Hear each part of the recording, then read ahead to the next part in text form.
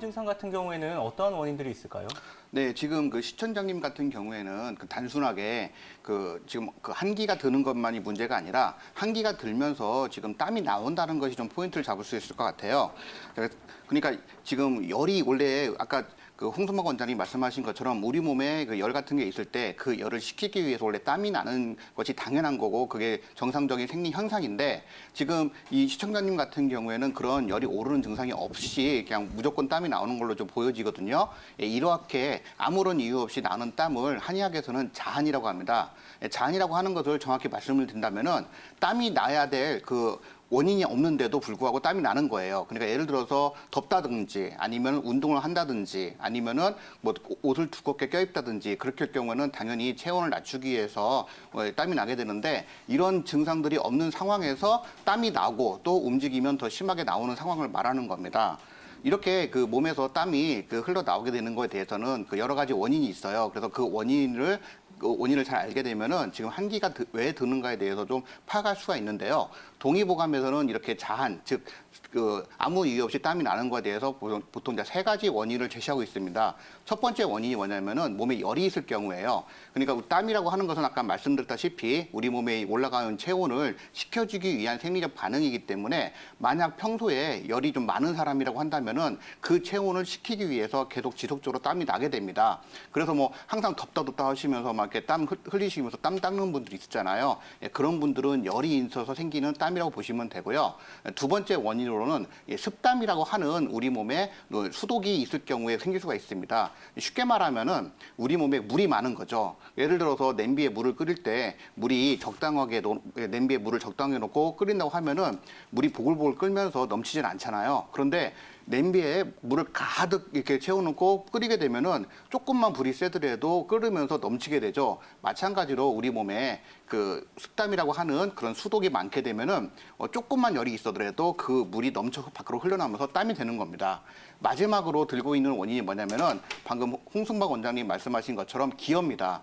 우리 몸에 있는 기 중에서 위기라고 하는 기가 있어요. 근데 그 위기는 어떤 역할을 하냐면은 우리 몸에 있는 표피, 피부 쪽으로 가서 피부를 비옥하게 만들어주면서 땅구멍이 열고 닫히는 것을 담당해주는 역할을 합니다. 만약에 기가 허하게 되면은 이 땅구멍을 열고 닫히는 그런 기능에 문제가 생기게 되기 때문에 땅구멍이 스르르 풀리게 되면서 땀이 자연스럽게 새어나오게 되는 것이죠. 보통 이렇게 나오는 땀은 우리 몸에 있는 열을 식히기 위해서 나오는 땀이 아니라 그냥 쉽게 말하면 수도꼭지가 잘 안 잠겨져서 흘러나오는 거기 때문에 이게 열을 가지고 나오는 땀이 아니라서 보통 흔히 말하는 식은땀이 되는 거죠. 그래서 지금 시청자님처럼 춥고 식은땀이 많이 난다고 했는데 이 경우를 본다고 하면은 시청자님 같은 경우에는 몸에 좀 기가 허한 상태라고 볼 수가 있는 거죠. 앞에서 말씀드렸던 땀이 흘리는 두 가지 원인은 예를 들어서 몸에 열이 많다든지 습담이 많다든지 하는 그런 원인 같은 경우에는 몸이 차가워지는 증상들을 같이 갖고 있는 경우가 힘듭니다. 그런데 아까도 말씀드렸지만 유기라고 하는 것이 피부로 가서 우리 몸을 비옥하게 만들어주고 따뜻하게 데워주는 역할을 해주기 때문에 기가 부족하게 되면은 표피에서 차가운 그러니까 한기 같은 거를 느끼는 증상이 나타나게 되는 것이죠. 따라서 지금 시청자님 같은 경우에는 여러 가지 원인 중에서는 좀 기가 허한 상태라고 보여지고요. 여기에서 아까 홍순박 원장님 말씀하신 것처럼 양어라고 하는 근본적인 열이 약해진 상태가 지금 끼어 있는 걸로 좀 판단되어집니다.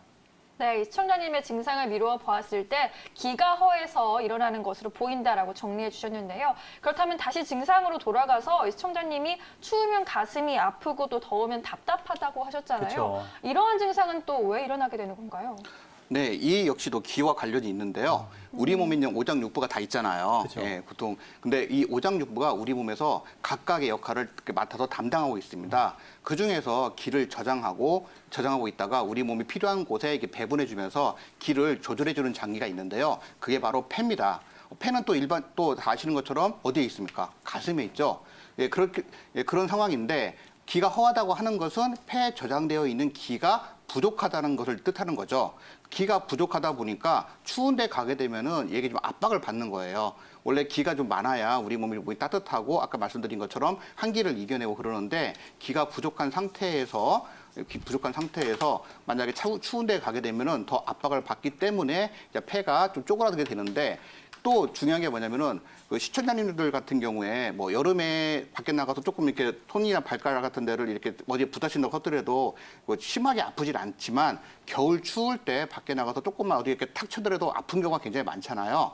예, 한의학에서는 기본적으로 한즉통이라고 해서 몸이 차가워지면은 통증이 발생된다고 보는 거예요. 그래서 기가 허한 상태에서 바깥쪽에서 추위가 오게 되면은 그 기가 더욱 위축되기 때문에 통증이 발생한다라고 보시면 될 것 같습니다.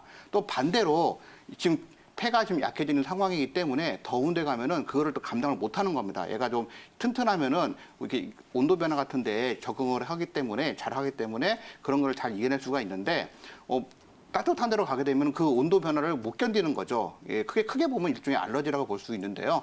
예, 그렇기 때문에 막 가슴이 답답해지고 막 막힌 듯한 증상들이 나타나는 것이라고 보시면 되겠습니다. 이 증상은 혹시 이 혈액순환에 문제가 돼서 그럴 수도 있을 것 같은데 임동욱 원장님 어떤가요? 네, 방금 말씀하신 것처럼 네. 기본적으로 팔다리가 아프신 거는 혈액순환에 문제가 있는 상태라고 보시면 될 것 같아요. 한의학에서는 기본적으로 통증이 발생하는 원리가 불통즉통이라고 해서 통하지 않으면 아프다라는 겁니다. 그러니까 기혈순환이 잘 안 되는 상황이라고 한다면은 통증이 발생할 수 있는 거죠. 아까 말씀드린 것처럼 시청자님 같은 경우에는 기가 허한 상태인데 우리 몸에서 그 한의학에서는 피가 그냥 도는 게 아니라 기가 끌고 가는 거라고 보고 있거든요. 그러니까 쉽게 말하면은 혈이라고 하는 것은 물질인데 그거를 움직이는 원동력이 기가 되는 것이죠. 만약에 기가 허하게 되면은 피가 잘 흐르지 못하게 되고 자꾸 정체가 되기 때문에 그런 부분에서 자꾸 통증이 발생하는 경우가 많습니다. 따라서 이럴 경우에는 이제 기혈이 잘 순환되게 좀 도와주는 것이 도움이 될 것 같고요. 이렇게 이제 기혈이 순환이 잘 안 되게 되는 경우에는 좀 밤에 좀 어떤 증상들이 더 심해지는 경우가 많고 또 뭐 단순하게 통증뿐만 아니라 저린다든지 아니면 어디가 이렇게 감각 같은 것들이 좀 이상하게 발생한다든지 아니면 종아리가 쥐가 난다든지 여러 가지 증상이 나타날 수가 있습니다. 그렇기 때문에 이런 증상이 나타나고 하면은 또 정확하게 진단을 받으셔야 하고 치료를 받아보시는 게 좋습니다. 네, 그렇다면 우리 시청자분처럼 이렇게 증상이 나타나서 고생하신 분들은 한의원에 가면 어떤 치료를 받을 수 있을까요? 네, 일단 기가 아까 가장 부족한 게 가장 근본적인 원인이라고 말씀을 드렸잖아요. 예, 그렇기 때문에 가장 근본적인 치료는 기를 보강하는 한약을 드시는 거예요. 기를 보강하는 방법은 사실은 뭐 침치료나 뜸치료나 그런 걸로는 될 수 있는 것이 아니기 때문에 인삼이나 아니면 황기, 백출 같은 우리 몸에서 기를 보호할 수 있는 약재로 구성되어 있는 처방을 복용하시는 것이 가장 도움이 되고요. 이제 거기에다가 이제 아까 말씀드린 것처럼 한기를 느낀다고 하는 것은 우리 몸에서 어떤 에너지 상태 레벨이 떨어져 있는 거기 때문에 그거를 양호라고 하는데 그 에너지를 올려주기 위해서 몸을 따뜻하게 만들어주는 그다음에 육개라든지 부자라든지 그런 약재를 더 가미해 주시면 되고요. 만약에 이제 가끔 가다가 어떤 증상이 있으시면은 선풍기 바람 같은 거 쐬시면 굉장히 싫어하시는 분들 있잖아요. 그래서 더운데도 불구하고 선풍기 같은 거를 잘 안 쐬시는 어머니들이 계시는데 그럴 경우에는 그런 밖에서 오는 외풍을 이겨내기 위해서 약간 좀 그 외풍을 이겨내는 거풍하는 약인 뭐 방풍이라든지 독칼이라든지 그런 약들을 같이 넣어서 이렇게 처방을 해주시면 됩니다. 사실은 이러한 분들이 이렇게 한의원에 많이 오시는데 생각보다는 치료가 잘 되세요. 왜냐하면은 일단 뭐 내과라든지 어떤 여러 가지 그 가정학과라든지 그런 데를 돌아서 오시는데 거기에서 검사해 보면은 뭐 피 검사라든지 여러 가지 검사상 큰 문제가 있게 나오는 경우가 거의 없거든요. 그렇기 때문에 환자 본인은 굉장히 좀 곤란한 걸 많이 느끼지만은 실질적으로는 좀 해줄 수 없는 경우가 많습니다. 그런데 아까 말씀드린 것처럼 한의원에 오시면은 여러 가지 진단을 통해서 뭐가 원인인가를 파악하는 경우가 많고요. 그래서 거기에 맞는 이렇게 한약 같은 걸 처방을 하시고 그러시면 좋은 효과를 볼 수가 있습니다. 그리고 이제 보조적으로 뜸치료 같은 걸 해서 뭐 온기 같은 경우를 좀 넣어준다든지 아니면은 아까처럼 어깨라든지 팔, 다리에 어떤 관절이 아프면은 기혈순환을 위해서 침치료를 한다든지 하면은 좋은 효과를 볼 수 있는 경우가 굉장히 많으시니까요. 꼭 가까운 한의원 내원하셔서 진단을 받으시고 치료를 받으시기를 권해드릴게요. 어떤 치료법이 이런 다낭성 난소 증후군을 완화시키는 데 치료를 도움을 줄 수 있을까요? 네, 그 대표적으로 이제 다낭성 난소 증후군 같은 경우에는 뭐 아까 말씀하신 것처럼 피임약 같은 걸 주면서 조절을 하게 되는데요. 근본적인 치료법은 좀 산부인과에서 없다라고 보셔도 될 것 같아요. 그래서 그것 때문에 이제 한의원에 와서 한방 치료를 받아보시러 많이 오시는데요. 대표적으로 이렇게 몇 가지 이렇게 구분을 해보자면은 첫 번째로는 이제 가장 기본적인 치료법은 한약 치료를 하는 겁니다. 만약에 예를 들어서 자궁 자체에 어떤 뭐 노폐물, 그러니까 예를 들어서 담이나 어혈 같은 그런 병리 물질이 쌓여 있는 경우가 있는데 이럴 때는 이제 이런 것들을 제거해주는 치료를 해야 되거든요. 그럴 때 이제 예를 들어서 대왕이라든지 아니면은 뭐 삼능이라든지 봉출 같은 조금 센 약들을 써서 그런 것들을 제거해주면 되고요. 그리고 이제 자궁이 허에서 생기는 경우도 있어요. 아까 말씀드렸던 신어라고 하시는 것들이 대부분 그런 건데 그럴 경우에는 이제 맥을 보게 되면은 신 부분이 이제 저기 자궁이랑 똑같은 부위라고 보시면 되거든요. 맥 부위에서는. 그래서 그런 데가 이제 약간 허한 맥이 나타나는데 그럴 때는 숙지향이나 구기자 같은 그런 약재를 써서 보강해주는 그 자궁을 튼튼하게 만들어줘서 그거를 이겨낼 수 있게 해주는 쪽으로 치료하게 됩니다.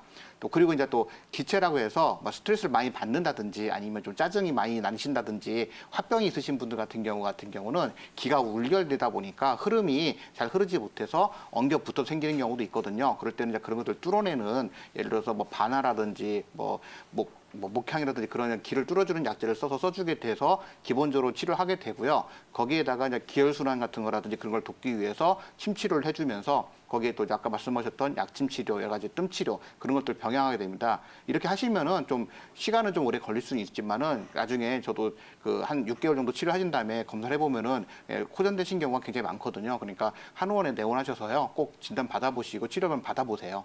네, 평상시에 그렇다면 아랫배를 좀 따뜻하게 해주는 것도 도움이 될까요? 그렇죠. 따뜻하게 도움이 되는데, 근데 아까 말씀드린 것처럼 아랫배에 그 혹시 자궁 같은데 노폐물이 쌓여 있는 경우는 오히려 안 좋을 수도 있으세요. 그러니까 아랫배 딱 만져봤을 때 냉한 느낌이 날 때, 그럴 때 정도만 좀 사용하시는 게 좋습니다.